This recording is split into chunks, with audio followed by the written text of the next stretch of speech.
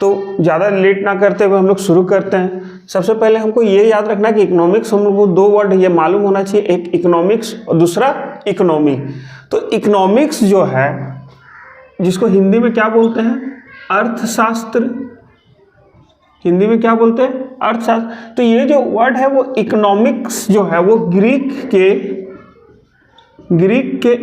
भाषा के इकोनोमिया से लिया गया है, इकोनोमिया से, जिसका सिंपल सा मतलब होता है मैनेजमेंट ऑफ वेल्थ।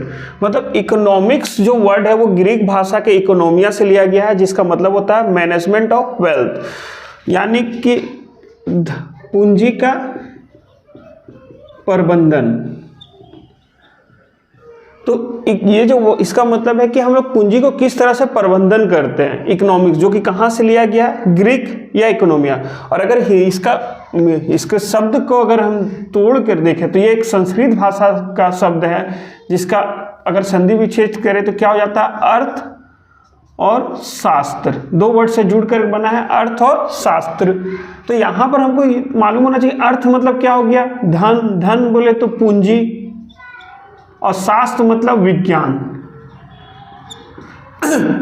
तो यहाँ से हमको समझ में आ रहा है कि अर्थशास्त्र जो है वो दो शब्द से बना है, अर्थ और शास्त्र, जिसमें हम लोग क्या सीखते हैं, पूंजी। अर्थ मतलब क्या हो गया, पूंजी, और शास्त्र मतलब विज्ञान, मतलब ऐसा विज्ञान जिसमें हम पूरी पूंजी का मैनेजमेंट के बारे में सीखते हैं या पढ़ते हैं, उसे हम लोग क्या कहते हैं, अर्थशास्त्र कहते हैं। जैसे सिंपल सा आप समझिए कि दो फैमिली है, कितना फैमिली है, दो फैमिली है, एक फैमिली का और दूसरा फैमिली का, एक फैमिली का मंथली इनकम मान लीजिए 20,000 है और दूसरा का है 1 लाख।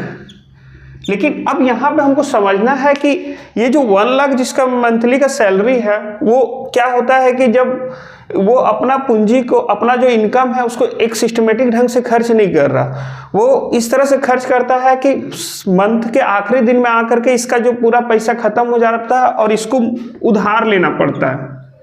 मतलब एक हिसाब से खर्चा नहीं है, वो जैसा चाह रहा है उस तरह से खर्चा कर दे रहा है।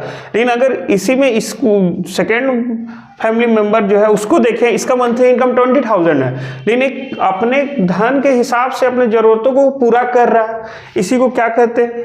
तो ये इसको मंथ के आखिरी में आकर के किसी से उधार लेने की जरूरत नहीं पड़ रहा है। तो इसका मतलब क्या, भलो सैलरी इसका अधिक है, लेकिन अच्छा से प्रबंधन कौन कर रहा है, ये कर रहा है, जिसके कारण ये उधार भी नहीं लेता, उधार नहीं लेता है तो इसका जीवन सुखी से बीत रहा है, और ये पूरा टेंशन में, क्योंकि 1 लाख भी इसको कम पड़ रहा है। तो सिंपल मतलब है कि यही अर्थशास्त्र में हम लोग सीखते हैं कि पैसे को किस तरह से यूटिलाइज किया जाए, कि या धन को किस तरह से यूटिलाइज किया जाए कि हमारा जो जरूरत है वो पूरे अच्छी तरह से पूरा हो जाए। जैसे सिंपल हम लोग जानते हैं कि हमारे लोगों का जो सोर्सेस है, संसाधन जो है वो अनलिमिटेड है, सोर्सेस क्या है, लिमिटेड है, और हमारी जो आवश्यकता है, आवश्यकता जो है वो अनलिमिटेड है।